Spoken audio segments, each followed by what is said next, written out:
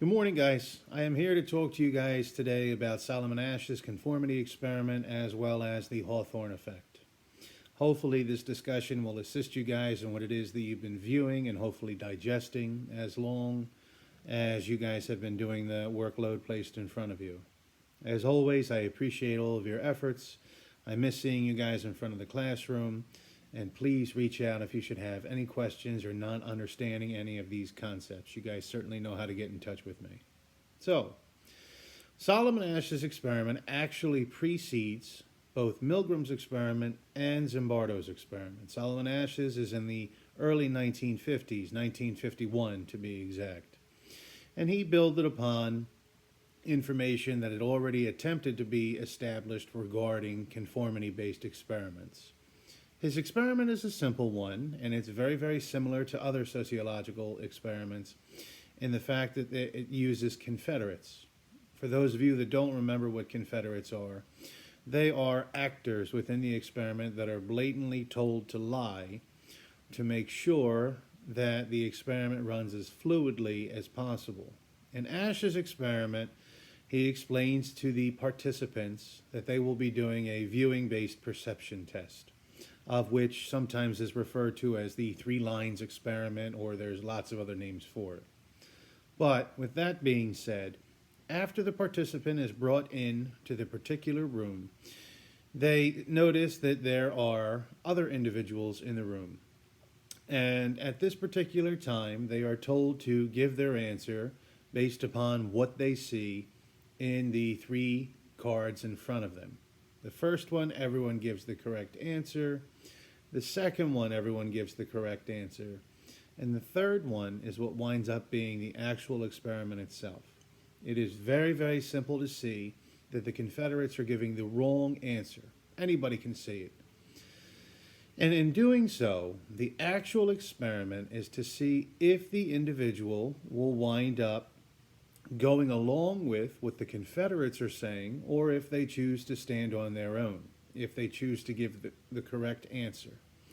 Now, there's a couple of things that go on there, and many of the individuals who are participants, and you kind of hear them in both the original footage as well as the more comical or laid-back YouTube videos I shared with you, most people will wind up talking about, well, there's something that maybe these people don't, or how do I want to put this? There's something that these people know more than me about. And if that's the case, if they feel that the population around them winds up being more intelligent, sometimes that's referred to as the informational social influence. The informational social influence says that those around me must know more about this particular topic than I do. So I will conform with their ideas, their thoughts, their actions, because they're more well-versed. There's lots of different examples of informational social influence. I don't know how to do much plumbing. So if I call the plumber out and I listen to what he says the problem is, I'll conform and go along with what it is that he expects me to do, because obviously the plumber knows more about plumbing than me, the psychology teacher in a high school. The informational social influence could wind up being you guys listening to your teachers, right? That you believe certain teachers are incredibly bright or brilliant in their areas of expertise, and you would never go about challenging their information that they know about this topic. The other explanations that people frequently give as to why they gave the wrong answer winds up being what's called the normative social influence. That typically applies to a younger generation, in the fact that they don't want to be mocked or ridiculed or spoken down to, so they go along with everyone else because it's just a little bit easier on their psyche. It's easier on them, it's easier not to stick out, it's easier not to be the odd man out, however it is you'd like to phrase it. It's just easier to go along with everyone because I don't want to be ridiculed and mocked. The information that he winds up gathering from his experiment is not as overwhelming as, say, the Milgram experiment, that well over 50% of the people would go all the way through with killing somebody, or with the Zimbardo experiment, that people would do terribly disgusting and awful things to one another. But in his own right, He did find that roughly 1 in every 3 participants would have no problem going along with what the others around them say, which actually speaks volumes about human behavior as well. That we love to fit in, we love to be part of a group, and many of us have some very simplistic explanations as to why we are going along with things that we know are wrong, such as in his made up visual experiment. Because of this, it's also important to keep in mind 2 other sociological concepts. It winds up being the concepts of groupthink as well as group polarization. Groupthink works a little bit better here within Asch's experiment in the fact that he says individuals that display groupthink behaviors wind up going along with what is called sometimes the hive mind.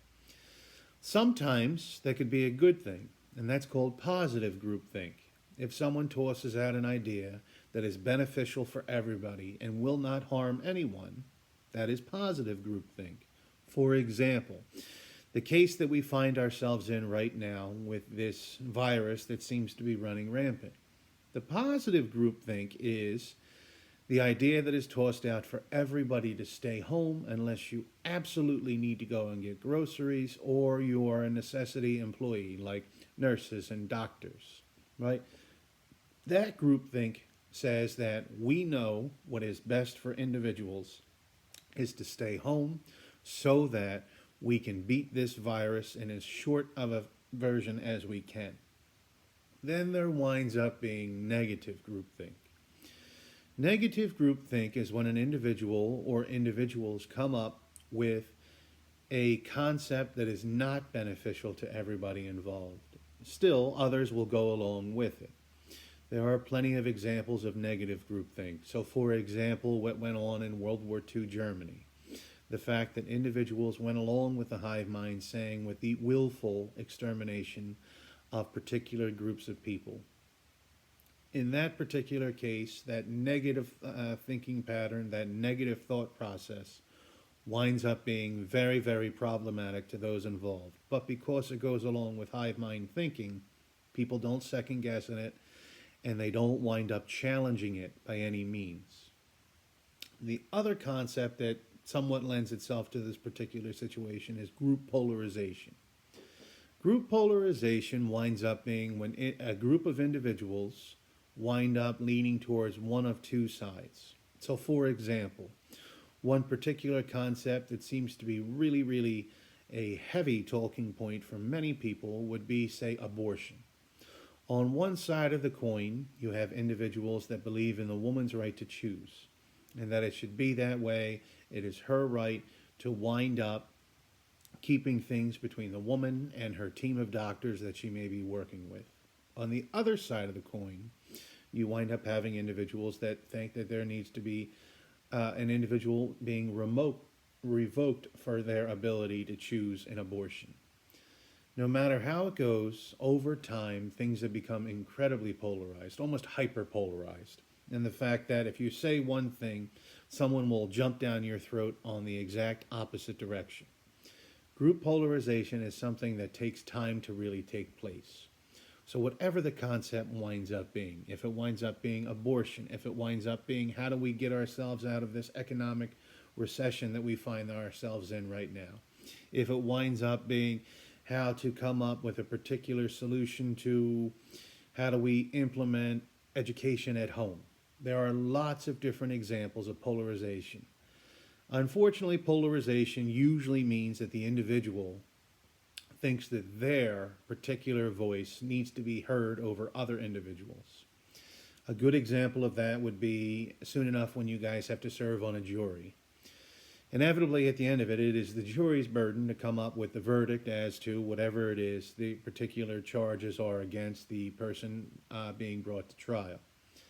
Everyone will toss in their particular opinions, and people will wind up becoming polarized on one side of the debate or the other, until one of those particular polarizations win. It is a time-consuming process, and oftentimes individuals feel like their voice isn't heard. The last thing that I wanted to talk to you guys about today is the Hawthorne Effect itself. The Hawthorne Effect is a relatively simple thing, but it was novel in how it was discovered in Western Bell, in the telephone company's laboratories. And the most simple way to put it is that when those light intensities were changed, employees actually increased their production. With that being said, it's a very, very simple consequence that winds up having profound effects on human behavior. Sometimes the Hawthorne effect is referred to more simply as just the observer effect. You guys see the observer effect all the time. It can certainly be beneficial, right? With many of you guys having your part-time jobs, that you have cameras hooked up everywhere to make sure that you are doing your job, that you're not on your cell phone, that you're not hanging out and discussing things with your friends too much, that you're stocking the shelves, that you are doing what it is that is supposed to be there. The boss can't always be watching you. It would be a waste of their time. So instead, they give you the illusion, or not illusion per se, but they give you the idea that there are always eyes on you, as well as to make sure that customers in the stores that you work aren't doing things that they shouldn't be doing. A great example of the observer effect is what goes on in very large places like big box stores like ShopRite and Best Buy and Target, or even something like the casino. There are thousands upon thousands of cameras established in the casino to make sure that individuals don't feel as if they can cheat or work the system or pull one over and steal money from that particular entity. So whether it's your neighborhood mom and pop store that you may work at, or some of you guys may work for larger corporations, the observer effect can be beneficial that way. At the same time, the observer effect can be a negative against certain things, like as in experimental psychology. If individuals feel that they are being observed, of course they're going to change their behavior. So if you sit there and, as we've discussed previously, when your teachers know that they are being observed, sometimes they act differently because they know that there is the boss in the back of the classroom, and you guys have certainly seen that over the years.